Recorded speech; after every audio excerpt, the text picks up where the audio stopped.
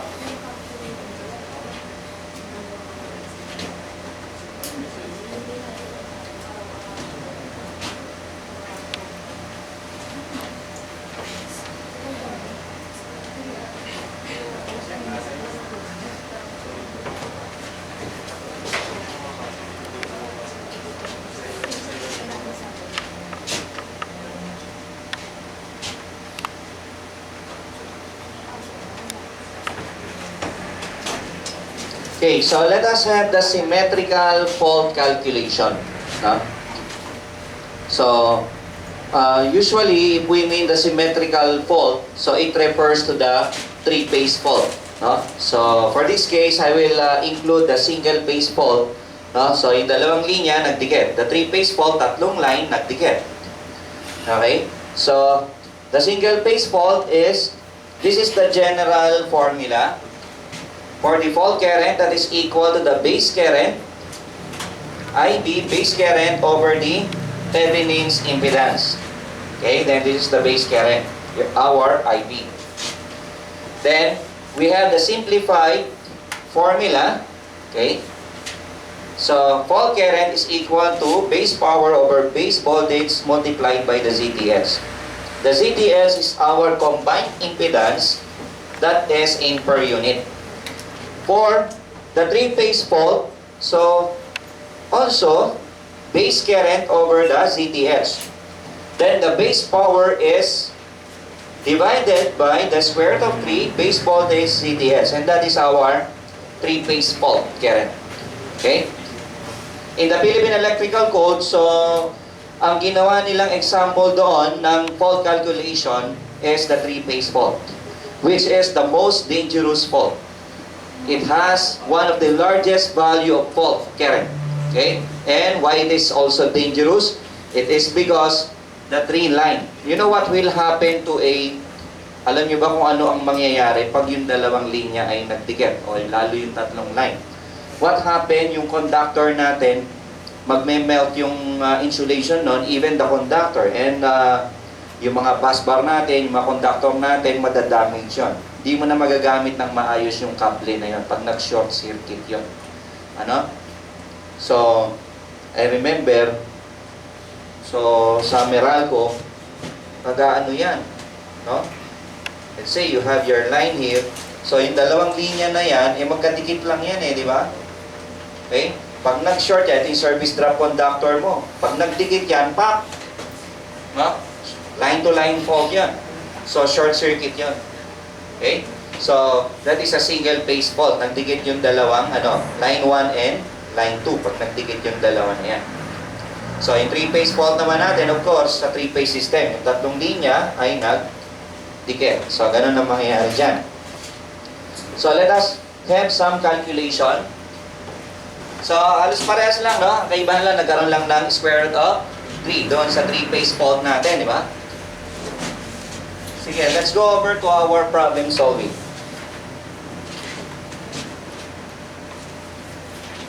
Calculate the maximum symmetrical fault current. Ha? Una-muna, ano ba yung tinatawag na symmetrical? No? May tinatawag na symmetrical. Pag sinabing symmetrical, yung fault current, let's say, when fault occurs at this point, okay, so there is a fault current, biglang taas yung kuryente natin. So, ganyan. Then, pababa ng pababa yan, habang nakababad yung fault. So, sabi nga nung lineman na Meralco, bali sir, mapuputol naman yan eh. So, pag tumama na doon sa transformer, malapit sa transformer, dapat maputol yun. Kung hindi, sabog yung transformer. But usually, so, napuputol yung service drop. Ang problema pag yung transformer ang nagkaroon ng fault doon. So, sasabog na lang. Or, dapat magprotekta yung fuse, no? Yung cut out doon sa transformer natin. So, yan yung symmetrical. Ano ba ibig sabihin ng symmetrical? Kaya pag sinabing symmetrical, pantay, di ba? Pantay yan. Hanggang mag-normalize na yan doon sa rated niya. Ibig sabihin, yung positive half cycle is equal to the negative half cycle. May tinatawag na asymmetrical. Asymmetrical. Or asymmetrical. Alam niyo yung mga breaker and power fuses natin, they have the symmetrical and asymmetrical fault ratings. No? Pag sinabing asymmetrical, mas malaki yung positive half cycle kaysa sa negative half cycle. So, ganyan po siya. Okay, so hanggang mag-normalize na. So, this is now the trace of a short circuit current. You see this one? So, yan yung trace niya. Okay? So, mas malaki yung positive half cycle kumpara sa negative. Wherein dito, pantay siya. Di ba? From the word symmetrical means pantay. That's the layman's term. If you have the word a in any word, a means what? A means not. Asymmetrical, symmetrical. Ibig sabihin, asymmetrical, not symmetrical. We have the synchronous motor. Okay? That is synchronized, synchronous motor. Pag sinabi mong asynchronous motor, ano yon? That is not synchronized. Nakuha po ba? So, yun po yung difference nung asynchronous sa synchronous. Yan. So, asymmetrical. So, ito ngayon yung asymmetrical. Ngayon, may tinatawag na unsymmetrical. Yun yung power system tree natin. Di-discuss natin bukas. Ito, symmetrical. Hindi discuss natin bukas, unsymmetrical. So, unsymmetrical, basically, ito yung line to ground fault. Ito yung line to line or double line to ground fault. Okay? So, yung dalawang linya nagdikit. Okay? Pwede rin yung dalawang linya nagdikit, nahulog pa siya sa lupa. That is the double line to ground fault. Okay? Line to ground, yung isang line, tumama sa lupa. Sa totoo lang, ito ang pinakamadalas mangyari. Okay? Sa field, sa actual. But in the rating, because one of the importance of short circuit or three-phase fault calculation is the size of the Gauge rating of the breaker. You have to size the Gauge rating of the breaker. That's the most important rating of the circuit breaker. Wherein, what we call the Gauge is what we call what? Kilo, ampere, interrupting capacity. Yan. So, yan po yung kait natin. So, yan yung interrupting capacity. Okay? What is interrupting capacity? Interrupting capacity is the maximum or the highest RMS current that your circuit breaker can withstand, no? Without damage to itself. Ibig po sabihin, no? Siya yung pinakamalaking RMS current. Punta tayo sa symmetrical. What is RMS? That is the maximum over square root of 2, right? Now, so this is, let's say, you have the value here, so that is around 70.7%. Okay? That is somewhere here the value. No? Sabihin natin, ito yung RMS nito, ito yung value.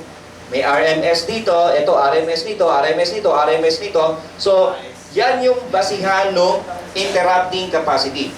That is the maximum RMS. No? That is the maximum RMS symmetrical. No? Current that your circuit breaker can withstand without damage to itself. So, ibig pong sabihin, yan yung pinakamalaking effective value na kaya pang dalhin ng breaker. Pag sumobra ka na dyan, ano mangyayari? Magti-trip na yung breaker. No? Yan. So, kaya mga breaker natin sa bahay, 5 kaig, 10 kaig, no? 25, 15 kaig. Diba, 20 kaig ang nilagay mo doon sa breaker natin, CCB natin. Eh, kung 20 kaig, ang fault current mo pala, 25 kaig. Anong ibig sabihin nun? What will happen is, mag-o-open yung contact niya, kasi alam niyo ang circuit breaker, ito yan, yung ginagamit natin sa bahay, even doon sa mga power from low voltage to high voltage. When fault occurs, the contact inside. So, tingnan niyo po yung contact, ano? You see the contact? Okay? Pag nagkaroon ng fault, mag-o-open yung contact ng breaker. Kasi ang kombinasyon niyan, switch at saka fuse yan. Nakagandahan yan, resettable siya, di ba? Okay? So, pag nagkaroon ng short circuit, bubukas yung contact. Pag bukas yung contact, may arcing doon. And that arcing must be what? That must be extinguished or that must be cut off. Dapat maputol yon. May tinatawag na clearing time. Dapat maputol yon. Yun ang trabaho ng air circuit breaker. No? Vacuum circuit breaker. Oil circuit breaker. SF6, gas circuit breaker. That is for arc extinguishment. What do we mean by arc extinguishment? No? It is the process of cutting off the arcing in the circuit breaker. Kasi po, yung arcing na yon, arcing to, dadaluyan pa rin ng kuryente yung arc na yon. May nakita nga ako sa internet, sa substation, ano? Hindi ganyan na klase, ang malaki. Gabahay ang laki ng mga circuit breaker sa substation. Nagkaroon, nag-open, di ba? Nagkaroon ng fault. Tapos yung arcing niya, bumulusok na mataas. No? So, ibig sabihin, nag-fail yung interrupting medium. So, yun yung ating trabaho ng ating air, di ba? SF6. Ano ibig sabihin ng SF6? Lumabas na yan sa board. SF6 gas. No? SF6. So, ang trabaho niya, sa iyo mag-i-interrupt ng arcing do sa circuit breaker. That is your sulfur hexafluoride. Okay, nakuha po ba? SF6 gas. No? Sulfur, 6 is hexa, di ba? Sulfur hexafluoride. No? So, tandaan niyo yung mga bagay na yan, ha? Mapapakinabangan niyo yan. Hindi lang sa board exam, pati sa trabaho ninyo. No? Okay? This is one topic that I'm delivering with the engineers. This one. Pag na-lecture ko to, nakatulala sila sa akin lahat. Ngayon pala yun. Ni-lecture ko to sa PAMAP, ni-lecture ko to sa IIE. This one. So, you see, bukas, pupunta tayo sa unsymmetrical. Sir, bakit yung 3-phase yung ginagamit ng Philippine Electrical Code? Una, simplified kasi yung computation niya. Pag kinalculate mo talaga yung mga percent, the line to ground, line to line, di na masyado to lumalabas sa board eh. Ang mas madalas lumabas sa board is the 3-phase. Ito ang concentration natin. Although, may topic tayo for tomorrow. Mati-take up din natin yan. Okay? Baka sakali may lumabas. Very seldom lang may lumabas nung ganito. Ang madalas, pagka fault na binigay na fault, no? 3-phase ang pinakamadalas. Now, pag nag-design kayo sa building, usually, to size the kaig, you are considering this formula. No? Actually, sa building, meron na mga software na ano yan. Meron na yan.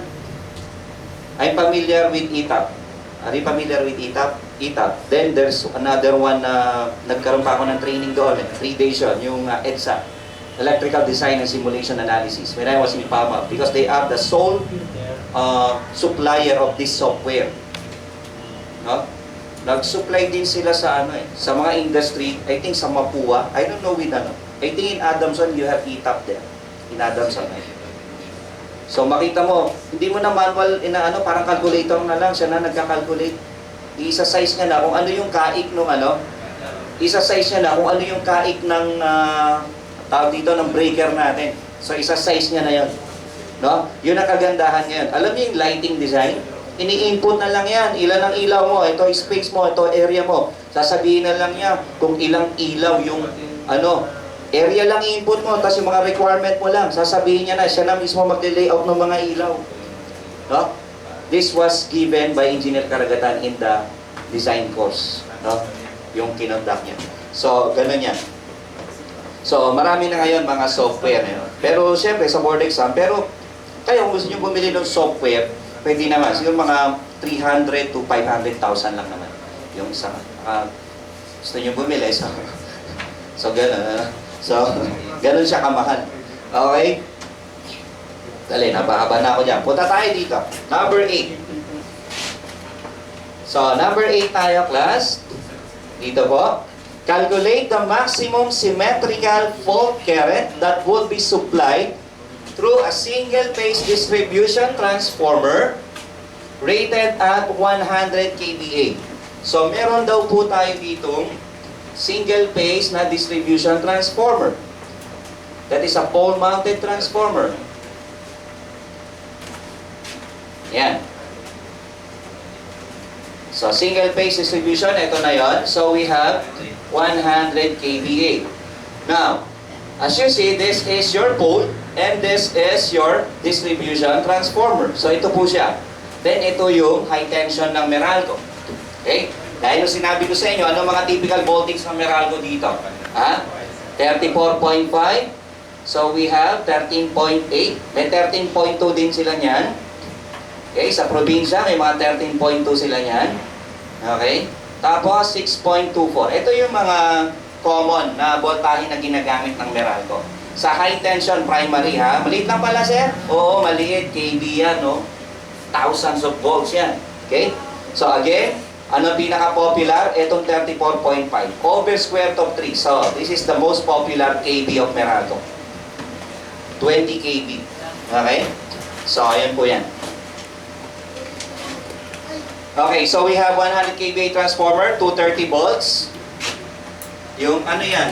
Yan yung pinaka-secondary natin, guys. 230 volts.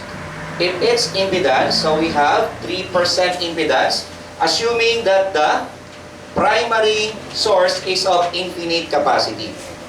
Kasi ang Meralco, susuplayan kanya ng fault capacity, no? Okay, in terms of the kVA. So, usually it's around 1,000 MVA, no? Based on the Philippine Electrical Code. Nandoon yun sa kanilang design concept sa likod ng PEC. No? So, well, ito naman, na sinasabi niya lang na infinite capacity. Meaning, pag sinabing infinite capacity, so large capacity na yon. Dito. Yan. So, and neglecting all other impedances. Okay, so ano yung nahanap po sa problem?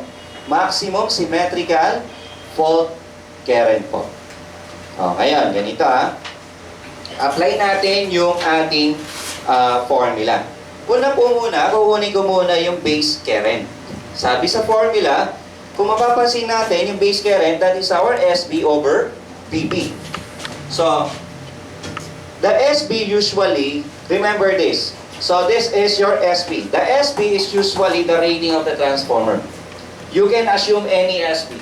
You can assume any SB unless otherwise specified. But since dito sa problem na to, naka-specify na 15 MVA yung gagamitin mo, well, actually, that 15 kVA, that is the capacity of the transformer, right? Yan yung capacity niya, no? So, usually, ganun yan. Pag nag-calculate ka, tingnan mo kagad yung capacity ng transformer. Para hindi ka na malito, do that. Although you can use any base power, no? Parehas lang ang lalabas ng sagot nun. Pero para mas simplified na lang, yun sa transformer na gagamitin mong kVA. So, this is our SB over PP. So, what is our SB class? So, we have here 100 kVA. Paki-calculate natin, divide lang natin na 230 po yan. 100K over 230, guys. So, how much is this? Okay? Sabi sa formula natin, our fault current, this formula guys, this one. Ilan po dito? Ilan? 400? 434.7 78. 78. Okay. 78 amperes. Sabi sa formula natin, ayun ha, IB over the ZTH. So wala namang ibang impedance na given dito, kundi yung impedance ng transformer. The Z of the transformer is already our Thevenin's impedance. So we have here 434.78 over the ZTH, which is 0.03. So ilan po ba yung sagot natin? Actually, pares lang naman, di ba? If you go directly with our formula, we have SB over PB, then ZTS. The answer will be the same kasi doon din naman galing yon. So we have 100K, 230, then we have 0.03. Of course, just the same. How much is this? 14,000. Letter C, 493. So let's see. Let's have this one. Yes, that's the answer. Nakuha po ba? Nakasunod po? Ayan. So, ito, ganun din syempre yung sagot nito. We have 14,493 amperes. Now, let us analyze this. What is our base current? Our base current is what we call the rated base current. That is your rated current. Meaning, that is the normal current flowing to your transformer. Pag wala siyang short circuit dito on this side, okay? Kasi pag nagkaroon ng short circuit, tandaan nyo, magpapadala si Meralco ng fault current dito, magko-contribute yung source mo. Sino ba yung mga sources ng short circuit? Sources of fault current or short circuit current. Number 1. Basically, tatlo yan. So, una, yung source mo mismo, yung Meralco, sa grid system. Yan. Pangalawang source, yung mga generator or alternator. Alternator. Pangatlo, sino? Yung motors natin. Motors contribute the short circuit current. Motors. So, sila po yung nagko-contribute. Transformer is not. Dinadaluyan lang naman si transformer ng fault current. Dito. Kaya pag nagkaroon ng fault, dapat yung mga protection natin dito gumana, di ba? It's either we have our circuit breaker or our breaker, it has a relay here. So, didiscuss natin bukas yung relay na yan. Pag nagkaroon ng short circuit dito, masesense nung relay. Sasabihin nung relay doon sa breaker, uy, mayroong short circuit. Bumukas ka. Mas highly sensitive yung relay. Circuit breaker alone, okay, bahay-bahay. Wala naman tayong relay sa bahay. But sa mga industrial plant, lalo sa industrial, mga high voltage yan, sa substation, ginagamitan na ng mga relay. It's very important. Napakahalaga ng mga protective relay. Hindi yan yung overload relay na alam natin. Ha? Iba yan, pag-aaralan natin bukas. May overcurrent relay, instantaneous relay, merong mga overcurrent relay, reverse power relay, no? Maraming klaseng relay, differential relay, no? Marami yan, over voltage relay. Pag-aaralan natin bukas lahat yan, yung mga relay na yan. Kasi lumabas yan sa board exam. Now, basic lang. What's important is we master the basic. We study basic up to moderate, up to difficult problems. No? So, dun muna tayo. Okay? So, tingnan mo nga. Anong ibig sabihin ng 434.78? Ibig mo sabihin, yan yung normal na kuryenteng dumadaloy dito. Yan. Nung wala pa siyang short circuit, di ba? Line to line, kasi single phase lang yan eh. Ito yung transformer mo. So, ito lang siya, di ba? Okay, normal lang yan. 434, yan yung rated current niya. No? Rated yan. Eh, nagkaroon ng short circuit. Ako, nagdikit. Pag nagdikit yan, pak! Magdi-deliver ngayon si Meralco ng fault current dito. Okay? So, makikita natin, mula sa from 434, the value will be 14,000. You see? Will you divide the 14,000, guys? Will you divide? 14,493. Will you divide it by 434.78? Biro mo, from 400, naging 14,000. How much is this, guys? Around what? 30? Meaning, that is times 33. Nakakuha nyo? And this 33 actually, guys, is what? That is your 1, no? Yung 33 natin, that is your 1 over your CTS. Will you divide, class? 1 divided by 0.03. What is the value here? Give me the value. Is it around 33? Just the same, of course. That is what I call, that is the short circuit multiplier. Short circuit multiplier, I call that. Okay? Ibig sabihin, yan yung multiplier na i-multiply mo sa rated current mo. Yun yung fault current. Nakuha? So, ganun kalaki yung kuryente na, yung multiplier. Depende pa yan sa value ng impedance, di ba? Hindi parating times 33, pwedeng times 50 yan. Pwede, depende sa value ng Thevenin's impedance. Diyan kasi nakadepende yung fault current din natin. Isa yan sa factor. Nakuha po ba? So, ganun yan.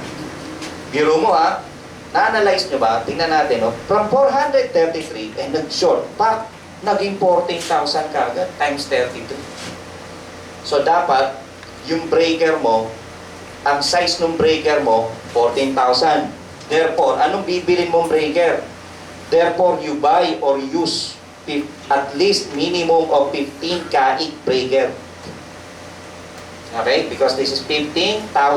This is 14. So, kaya na, di ba? Pero, pag ang nabili mo, 10 kaig lang ang nabili mo, nagkaroon ng fault current dyan. Diba? Ito yung breaker mo dito, sa secondary mo. Pag sinize mo to, 10 lang ang na-size mo dito. Okay. Mag-o-open yan. Kaya lang, hindi na babalik yung contact niya. Sunog na yung contact nun. Nakuha po ba yung importance ng short circuit? Ng kaig? That is the most important rating of the circuit breaker. Okay, so ganun po yan. Yan ang pinakamahalagang rating ng breaker, yung kaig. Not the voltage, not the ampere trip, not the ampere frame, not the frequency, not the number of poles, but the kaig. That is the most important rating of the circuit breaker. Okay, sige, you can copy that. Then solve natin yung next problem.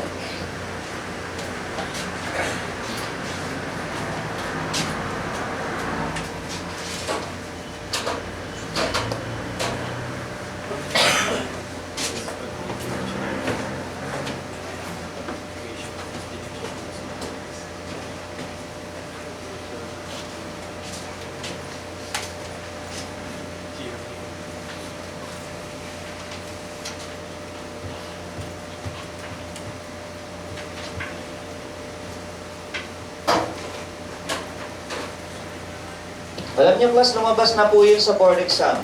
Now, what is the most important rating of the circuit breaker? Okay? The answer, class, is interrupting capacity. Okay?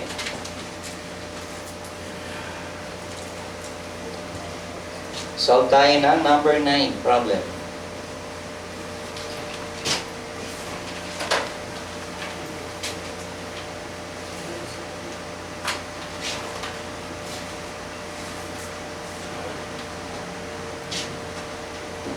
Okay, so we have a small factory is supplied at 230 volts. So meron tayong maliit na factory, no? Supplied at 230 volts. So we have 3-phase 60 Hz by a bank of distribution transformers. So rated 100 kVA each. What does it mean? So let's say we have a pole here. We have 3 transformers. Meralco transformers. So, bawat isa, di ba, na-take up na natin to sa transformer na topic, ano? So, etong ating, sabi rito, transformer rated 100 kVA each. Bawat isa daw, 100 kVA. O, bawat isa, 100. So, yung tatlo na yan, yung transformer bank na yan, ilan ang capacity ng tatlo? So, that is 300 kVA. So, ayan po siya. Okay? Then, we have this. So, ito po yung transformer natin. This is our power transformer. Yan. Okay, so we have the bank of transformer, so 100 kVA each with bank impedance of 5%. So meron tayong impedance 5%. So this bank is connected to 34.5 kV Meralco line. So ito po 'yon. Okay, para ma-visualize natin sa actual, tignan nyo to sa actual. Let's say, ito yung poste natin, ano? Yan. So, syempre, ito yung bushing mo. Nakatap ngayon to dito, sa linya. A, B, C. Say, no? So, ayan. So, nakatap ngayon. So, yung 34.5, ito yon yung tatlong linya, yung primary distribution line. Na-imagine nyo ba? So, yan yung 34.5 kV. Again, what is this? Line to line, line to ground. Line to line. Kasi nga, pag dinivide mo ito ng square root of 3, 20 kV yun. Line to ground ngayon yung 20 kV ng Meralco. Okay? So, we have the 34.5 kV Meralco line with a short circuit capacity. O, ayan na.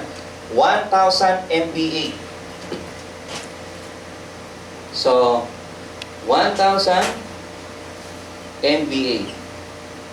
Okay? So, 1,000 MVA. So, this is the fault capacity. I designate this usually as SF. Now, that is the fault capacity of Meralco. So, this is 1,000 MVA. The transformer bank through a bus bar supplies 2 motors. So, meron daw tayong bus bar. Ano ba yung bus bar, sir? Yung bus bar, it is a conductor wherein you make your common connection. A bus bar can be round, okay? Or it can be a flat. Marami flat, no? Yan. Yan, di ba? Sa strength of materials, ginagawa natin example yan eh. Let's say, nagdudugtong ka ng dalawang ano, di ba? Tapos may tornilyo dito, di ba? Kinukuha mo yung bearing stress, shearing stress, may P dito, di ba? O, naalala niyo yan? Sa strength. Okay. Ito yung bus bar po natin. Yan. Sabi, the transformer bank through a bus bar supplies 2 motors. So, we have 37.5% motor impedance. Sige, buhayin ko lang to. Ilalagay ko lang po yung motor natin. So, nagsusupply daw kasi ito ng 2 motor. Yan. So, let's say, siya si motor 1. At ito naman po, si motor 2. Okay? Given yung impedance nila, no? 37.5. And the feeder line, sabi rito, and feeder line that has impedance 0.00546 ohm. So, what is the minimum KI rating on the secondary side of the transformer? Okay, so ito, isa-isahin natin to. Kasi yung transformer natin, meron siyang circuit breaker. Diba? Meron ka rito circuit breaker, ano? Sa secondary side. Una, ayan muna yung tinatanong. Ngayon, meron kasi tayong feeder. Bukod sa motor, meron pa tayong feeder line. Ibig sabihin, yung feeder line, magsusupply pa to. No? Ito yung feeder line natin. Sabihin natin, meron siyang certain reactance. Okay? Yan yung feeder line. Actually, yung motor, nakakabit din siya sa feeder line eh. So, meron din itong reactance yung line natin. So, ganun po yan. Okay? So, pero unang-unang tinatanong sa problem, what is the minimum KI rating on the secondary side of the transformer? Ano muna yung KI rating dito? Nung breaker na to. No? So, ano yung KI rating nito? Okay. Let us have our reactance diagram. O tayo, ha? Let's say we have what we call the reactance diagram.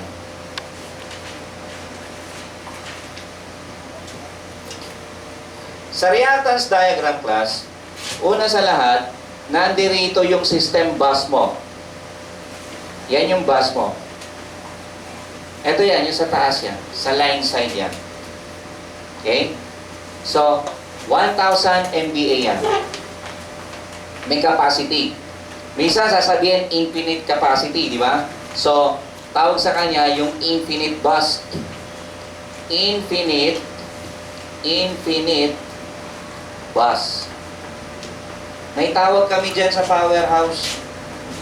Ito ang tawag namin dyan sa powerhouse.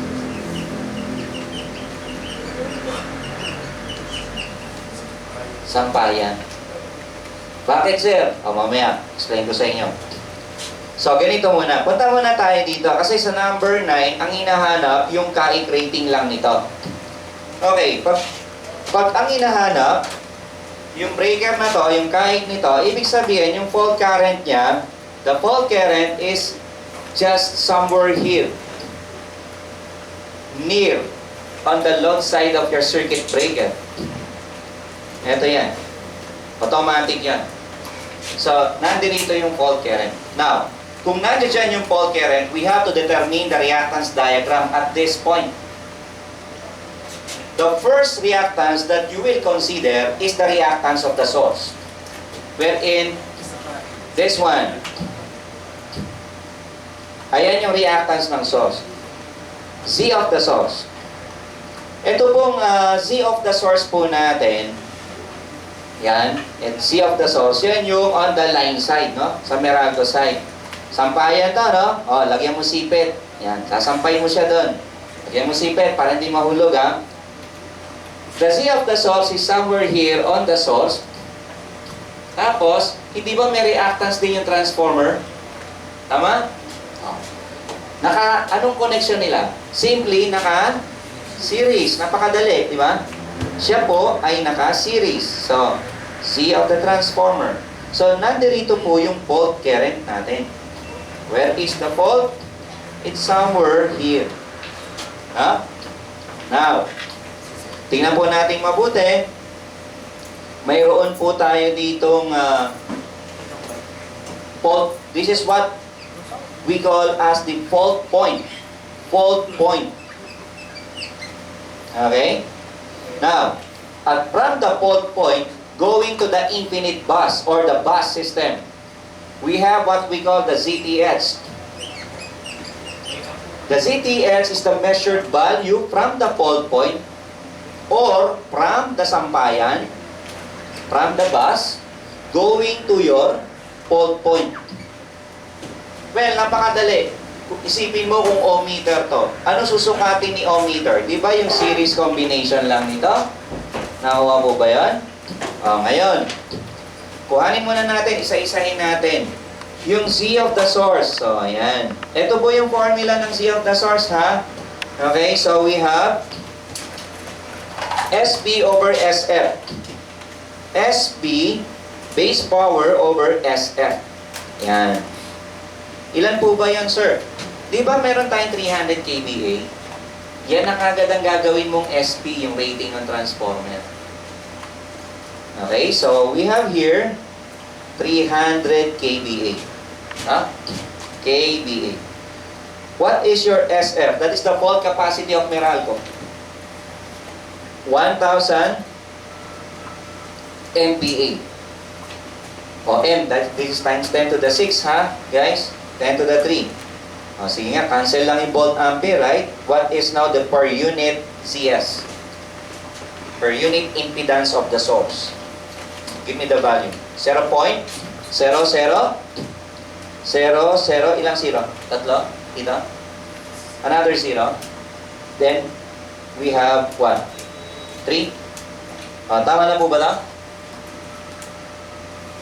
Tama na?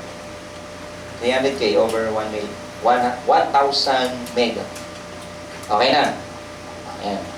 So, ang unit niyan, per unit. Okay, ayan na po yung CS natin, ano? Oh, kuhanin nga po natin yung C ng transformer. Oh, C of the transformer.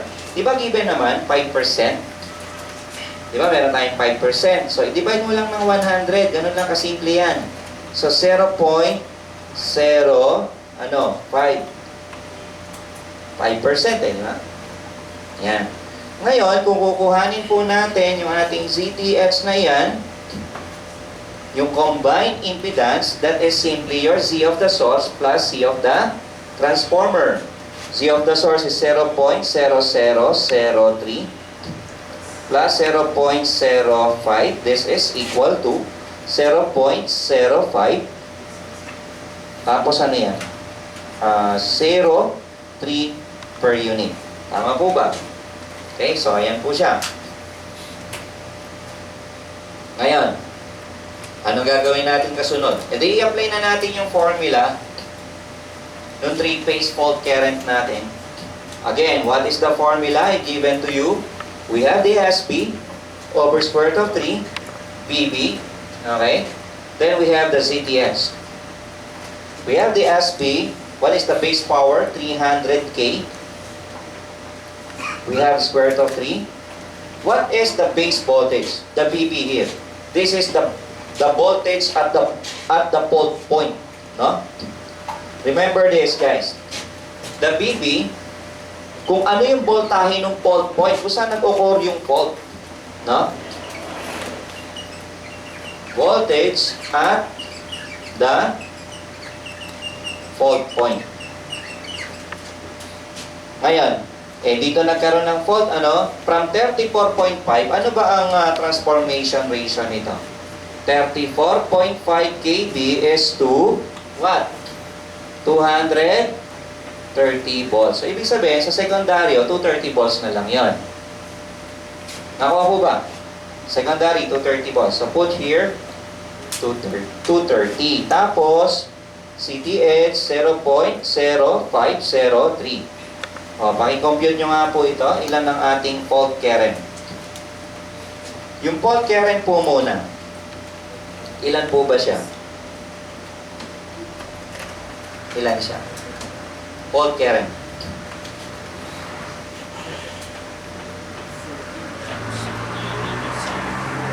Ilan? 14,000. Ilan? 971 point. Paki-verify naman o iba. 48. Para sure ball tayo na tama yung sagot natin. Okay? So therefore, ilang kaik ng breaker ang bibilihin mo? Therefore, use 15 kaik. That is the nearest higher size of breaker na bibilihin mo. So the nearest higher is the minimum kaik rating. Actually, yun naman ang tanong, di ba? What is the minimum? Yan ang nakasulat doon eh. Minimum kaik rating. So, 15 is the answer. Letter B. O, bilugan nyo na yung letter B.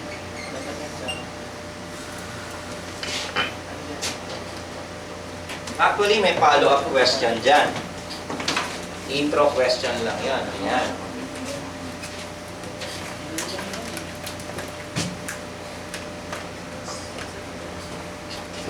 Ulitin nga natin yung sinabi ko sa inyo. Kuhanin nyo nga ito, class. Let us get the rated current. Kuhanin nga natin to. Wala muna yung 0.0503. Ito lang muna. Di ba siya si base current? Ito. Ilan to? 300K over square root of 3, 230. Ilan yung amperahe niya? How much? Ilan? 7? 5? 3? Point? Pakilakas. 0.7 amps. Ano ibig sabihin niyan, sir? Yan yung normal na kuryente na dumadaloy dito kung walang short circuit. Normal lang. Nagkaroon ng 3-phase fault. Tatlong linya nagdikit. From 753, tumaas ng 14,000. Nakita niyo yung analysis? So, divide mo yung dalawa, times ilan yun?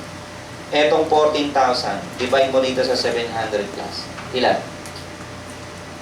Kunin nga natin yung short circuit multiplier.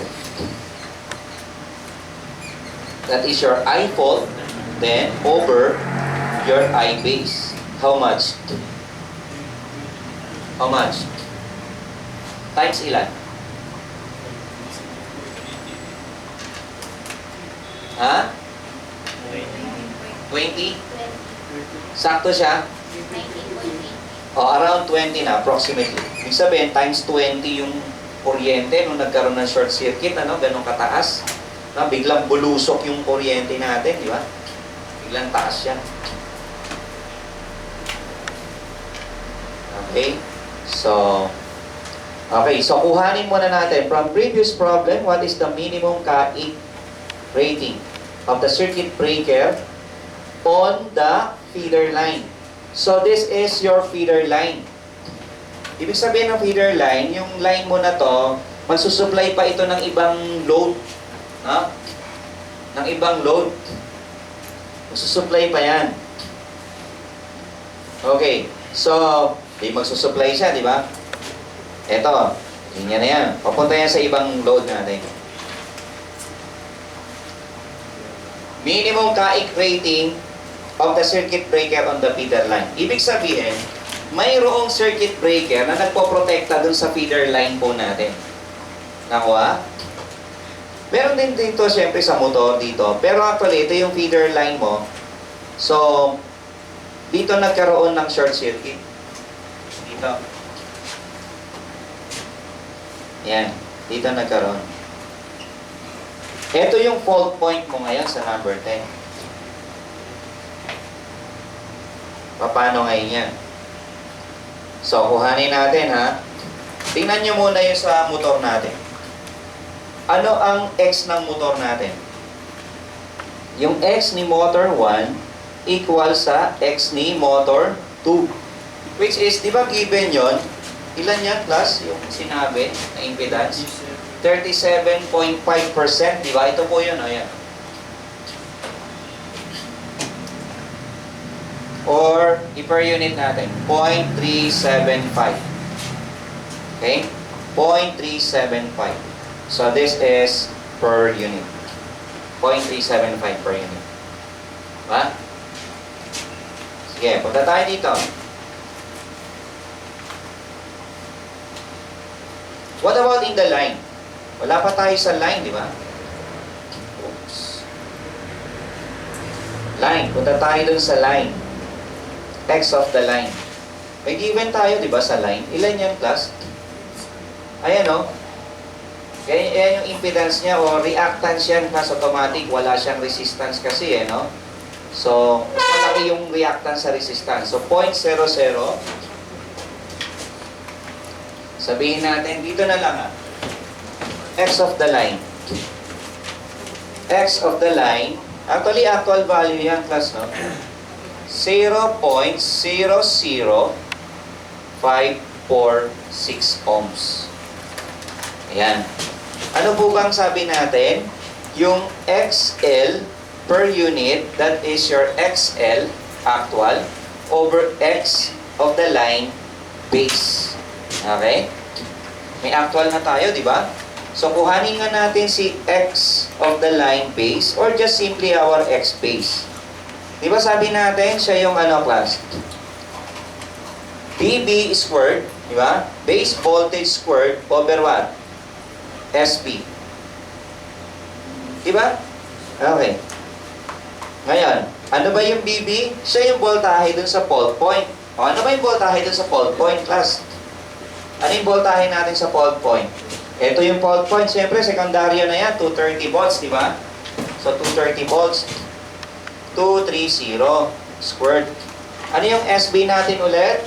We have 300 kVA. So, 300K. O, sige nga, isa-substitute ko na nga dito, ha. 0.00546 divided by, pasok mo itong value. So, we have 230 squared. Diba, angat ito, magmumultiply ngayon to. 300K. O, so ilan yung value natin po dito? Siguro gawin natin 5 decimal. Kasi naka 5 decimal to. Ilan po ba dito?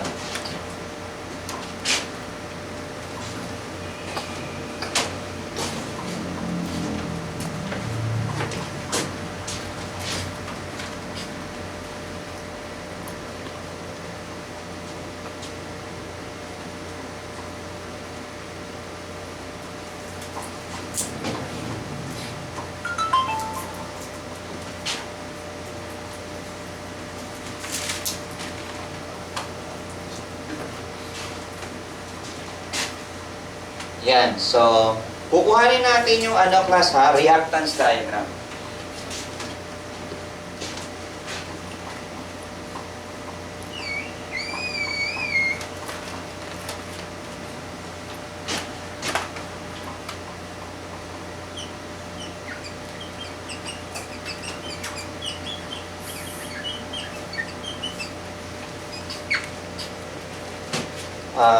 Ilan dito guys?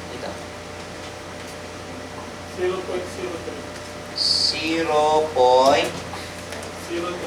0.03 096. Yan. Ano unit niya? Wala, per unit yan. Walang unit yan. So, ayan na siya. Kunin natin yung reactance diagram. Ito yung natin, infinite bus. Ito yung bus natin. Yan yung sampayan. Di ba? Infinite bus. Infinite bus. Okay? O, sampayan. Yan. Tingnan nyo. Nagkaroon ng short circuit dun sa feeder line. Sa feeder line natin. Nagkaroon ng short circuit. So, ayan, Wala natin to. Okay.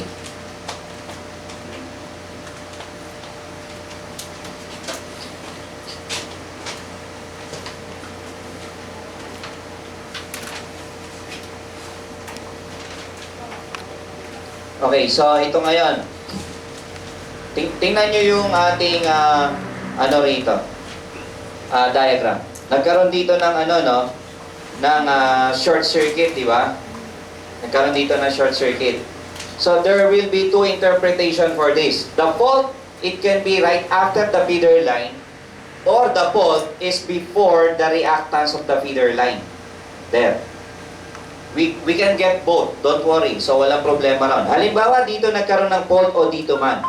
Una, sino magpapadala ng short circuit current? Si Meralco, yung source. Ito si Meralco. Papadala ng short circuit current si Meralco. Yan. Sabi ko sa inyo, yung motor magpapadala rin yan. Ito si motor 1. Papadala si motor 1. Magpapadala din si motor 2. Sir, kailan ba magsisimulang magpadala ng fault current si motor? Yan, kailan yon? Pag sa calculation, pag nagsimula ang fault current sa bus. Pag nandirito na yung fault current, magsisimula ng mag-deliver kasi doon nakakabit yung motor mo. Kung dito lang, wala pa sa bus, bago dumating sa bus, hindi mo siya i-consider. Pag ang fault current, sinabi, dito na ngayon sa bus na to, magdi-deliver na yung motor. Nakuha po ba? Pero kung dito lang yung fault, kasi makita mo yung reactance diagram, hindi natin kinonsider yung reactance nito. So, ibig sabihin, kung dito lang naman yung fault natin, okay, kung dito lang yung fault natin, hindi mo i-consider yung motor. Bakit? Kasi upstream siya, or line side siya nung bus na to. Ulitin ko, pag yung fault current natin, dito na nagsimula, doon sa bus, magdi-deliver na yung motor. Pababa, magdi-deliver na rin yung motor. Nakuha? Pero upstream nung bus, sa taas nung bus, hindi siya magdi-deliver. Hindi kasi directly doon nakakabit yung motor. dito siya magdi-deliver pagka dito na sa mismong system bus natin dito. Okay, since nag-contribute si, unahin muna natin itong point na to. Okay, itong point na to. Since nag-contribute si source, si motor 1 at motor 2, i-consider natin yung mga reactances nila. So, paano yun, sir? So, ganito. So, ito po yung Z of the source. Siya pa rin yun. So, Z of the source na nakaseries kanino? Z of the transformer. So, ito siya. Ito siya, di ba? Nag-deliver si motor 1. Di ba? Ito yung sampayan natin, di ba? Ito yung sampayan. Tingnan niyo mabuti, ha? Pag nag-deliver si motor 1, di ba si motor 1, meron din siyang sariling impedance, tama? Sabihin natin, X motor 1. Ito, ganun din. X motor 2. Okay? Since nag-contribute sila sa fault current, isasampay mo siya. No? Halimbawa, ito yung X ng feeder line. Yung pula. Ito naman yung sa motor. Ito yung feeder line. Ito naman yung X ng motor. Isasampay ko siyang ganon. Ha? Nag-deliver din si motor 2. Ito. Isasampay ko rin siyang ganon. Ano sir ang magiging itsura? So ganito yung diagram natin. Do not affect this bus bar. Makinig mabuti, ha? The bus bar is here is always horizontal. So this is your system bus. This is your bus bar. Okay? Yan po yung bus natin. Now, meron ditong, ano? Yan. Oh, again, sino to? Siya si X motor 1. Sino to? X of the line. Ano? Oh. Sinampay natin eh. Sir, baka mahulog. O, dilagyan ng sipit. O, ayan. May sipit nga, nananakaw pa yung damit eh, no? Ayan, may sampayan. Sasampay ko siyang ganon. Sinampay ko to, di ba? Sinampay ko ganon. Eto, sasampay ko rin yung motor 2, di ba? O, sasampay ko siya. Ano siya? Yan yung sampayan. Yan, sino to? X motor 2. Sino to? X L.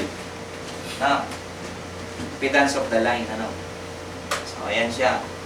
O, ngayon, dito nagkaroon ng fault. O, dito siya. Let's say, hindi pa dito, upstream muna. Dito muna tayo. So, what will be your equivalent? Dito muna. Ito yung fault point natin, di ba? Yan yung fault point. Okay? Tawagin mo siya, fault point A. Ngayon, kukunin natin yung impedance, equivalent impedance, or yung Thevenin's impedance. So, again, what is your ZTS class? From the sampayan, going to your fault point, or from the fault point going to the sampayan.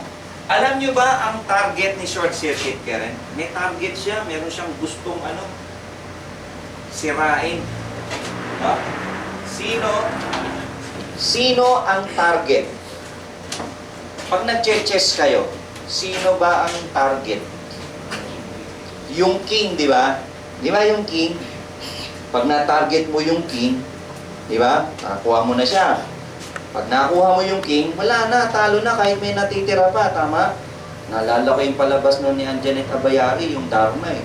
Pag natalo niya na yung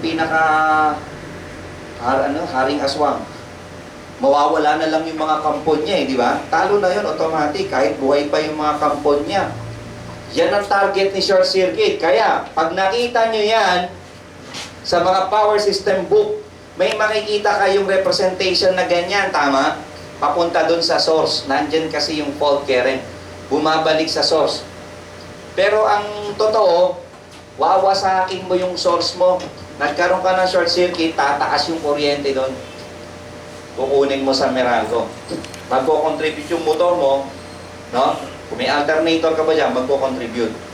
So, nire-represent yung fault current na papunta dun sa source. Bakit? Para wasakin niya yung source. Pero huwag kang mag-alala, may protection naman eh, di ba? May gwardiya. Yan na nga yung trabaho ng mga relay at ng mga breaker natin. Pag-aaralan natin bukas yung mga relay. Ano? Nakuha? Siyempre dapat may protection. Di ba ganon? Ayan. So, dapat may nagbabantay sa kanila, di ba? Dapat may nagbabantay. Sino nagbabantay? Yung breaker. Mag-titrip na lang yan. Di ba? So, ganon. So, we have this. So, paano natin kukunin klase CTH? CTH. Sige, kuhanin natin. Meron na ba tayo lahat ng value? I think meron na eh, no? Diba? Ano ba ang connection nito?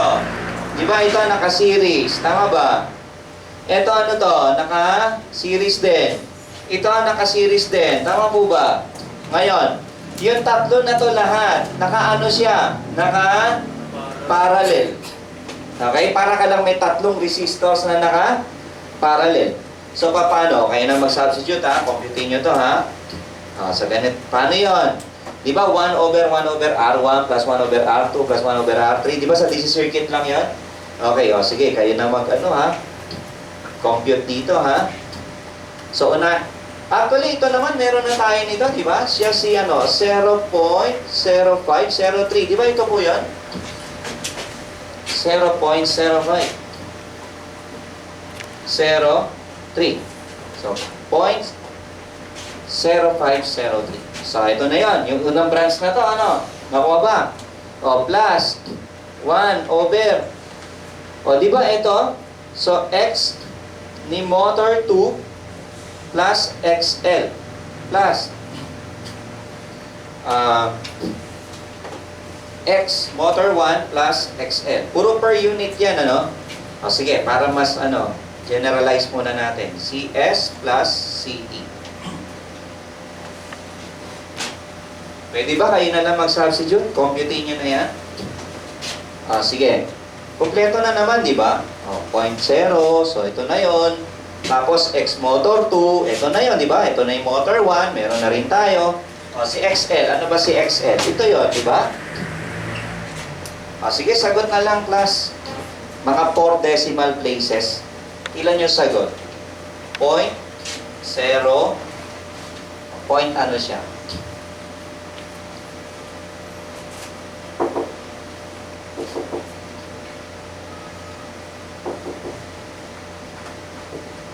Kunin natin yung CTH at point A. CTH at point A. Ilan? Compute.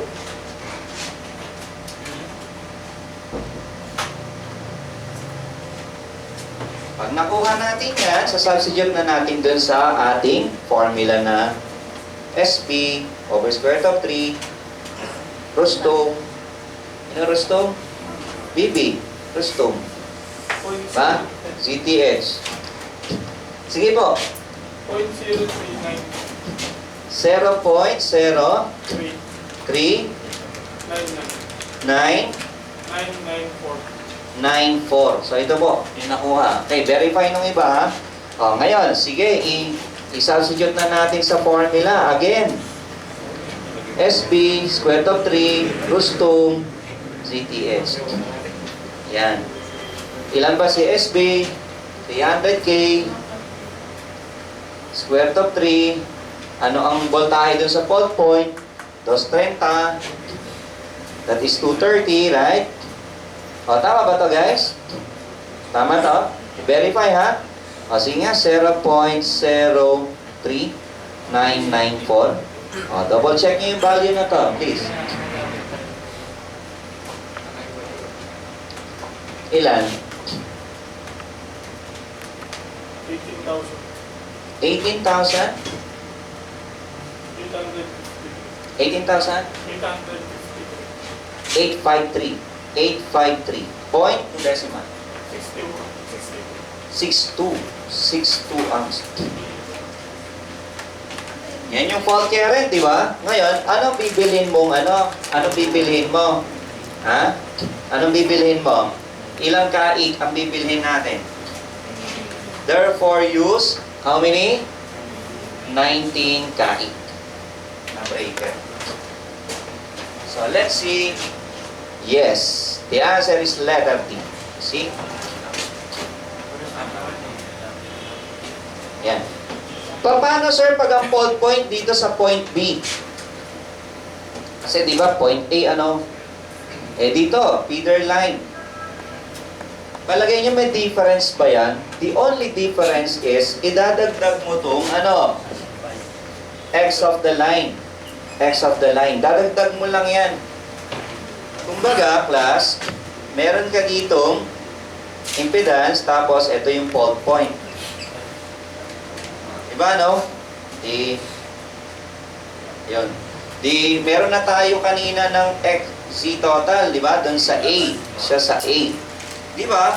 Pag kinuha natin yung Z, Thevenin's ni at point B, kumbaga, makuha mo rin yung equivalent nun, idadagdag mo lang yung X of the line.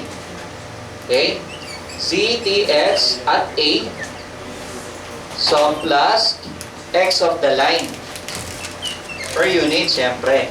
Paki-plus nyo nga po ito. Ito po, paki-plus nyo nga po dito. Ayan. So, ilan? Calculate na rin natin yung ano dyan. Kung dito naman yung ano, i-consider natin fault sa B. Dito nagkaroon ng short circuit. Although, hindi na tinatanong sa problem, no? Dagdagan natin, pahirapan pa natin sarili natin. Ilan? 0.0709, di ba? O, yan. Per unit yan, ano? O, sige, substitute natin sa formula. Dito na lang, ha, class? Okay. O, ito na yung formula, ha? So, we have, may iba lang naman yung ZTX, di ba? O, sige, paki-compute na po ito. 0.0709.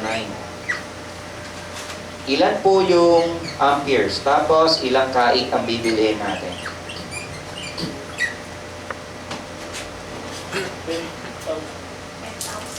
Kanina ba, ilang kaig yung ginamit natin? 15 kaig.